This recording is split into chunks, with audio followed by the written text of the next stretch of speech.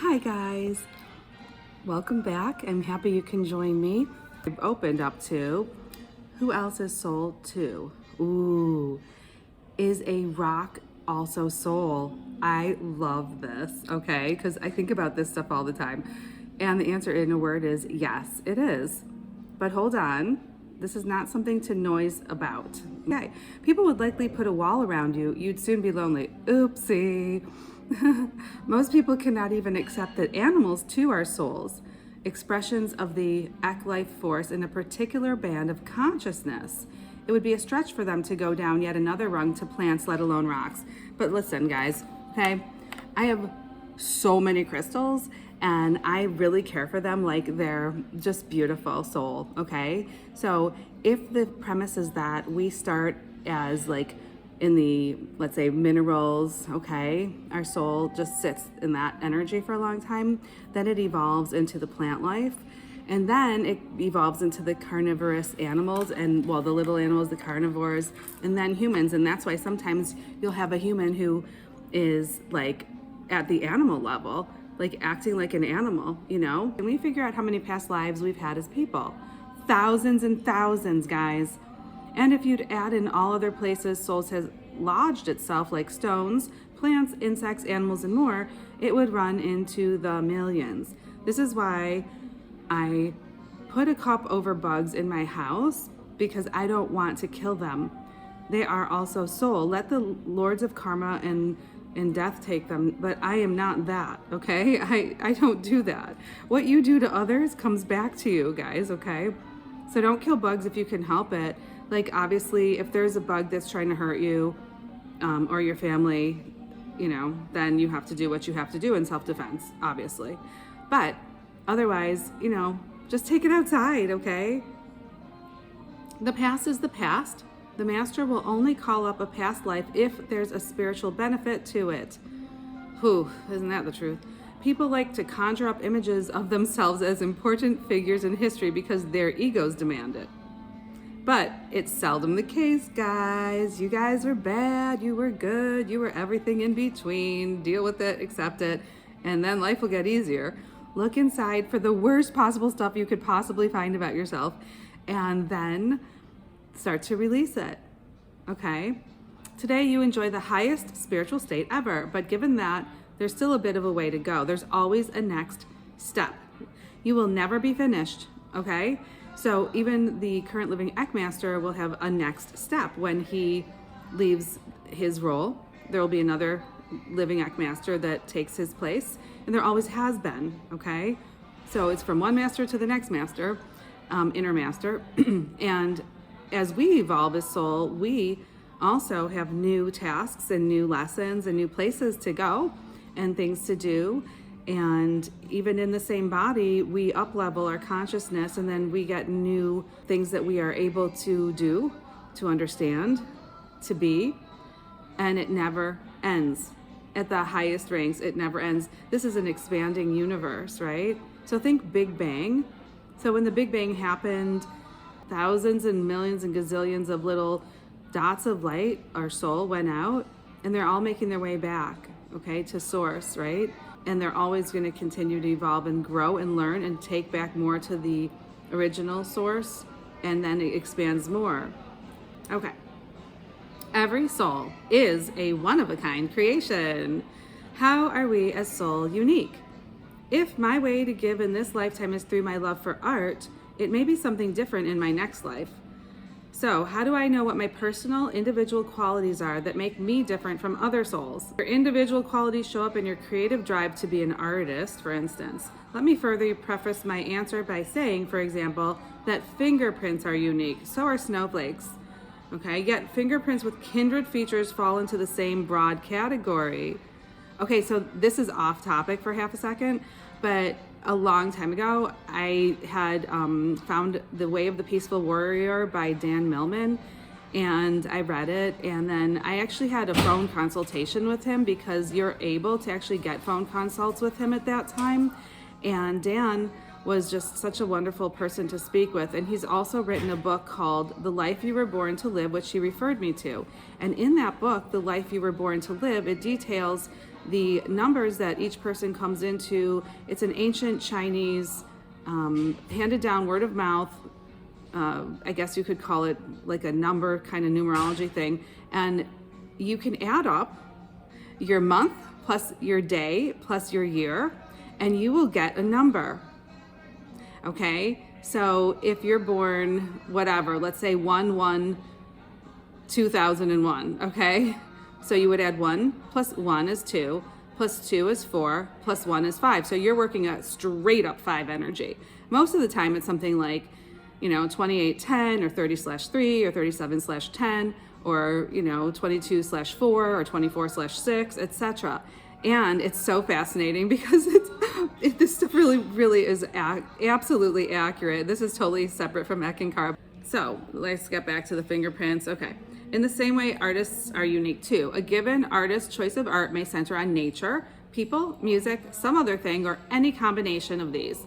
And if one's art is expressed in only a single field like painting, its creator is rightfully an artist, a general category. Likewise, every soul, including you, is a one-of-a-kind creation in the sea of humanity by divine intent. I like this, okay? This life is a precious one. They all are, right? So fill your cup to the brim and drink freely from its opportunities. I like that too. Does your next life really matter more than this one? No. Be present. Where your future is being formed, not a chance. Be a fountain of joy and inspiration to all.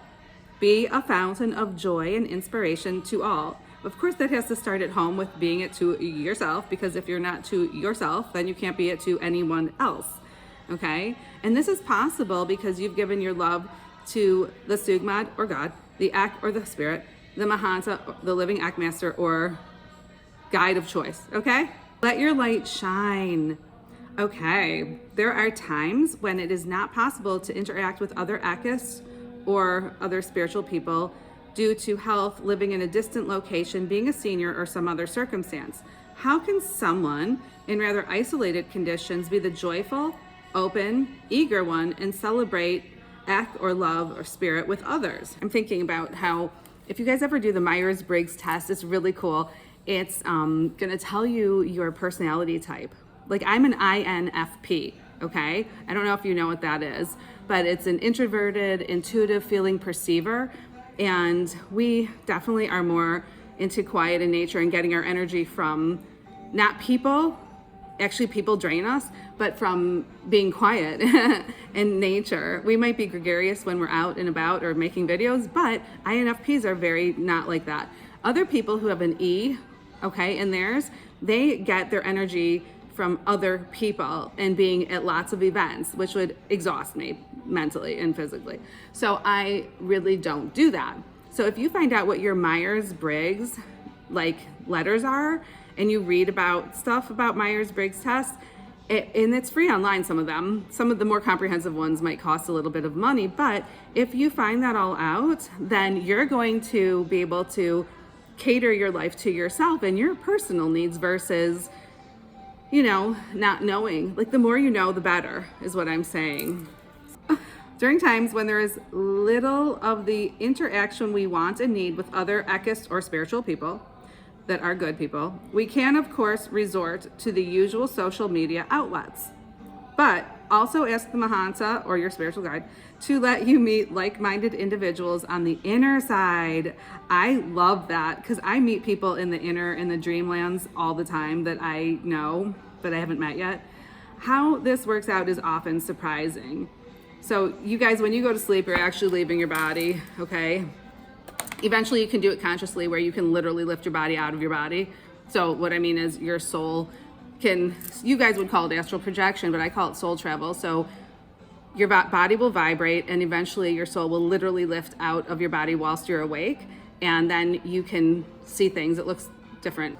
Like, you can meet people and have experiences in the inner, like, you'll know people there, but you won't know how you know them exactly, but you know they're like your soul tribe, okay? You might even see them on social media and know them and haven't met them yet. All right. While it's true that some of us have fewer social opportunities than other, we naturally value such occasions highly when they do occur. Then we let our light shine in all its glory to celebrate Sugmad's or God's love for us. we welcome such blessings that cheer us on our way. Okay? Oops. Sorry. I had a cappuccino.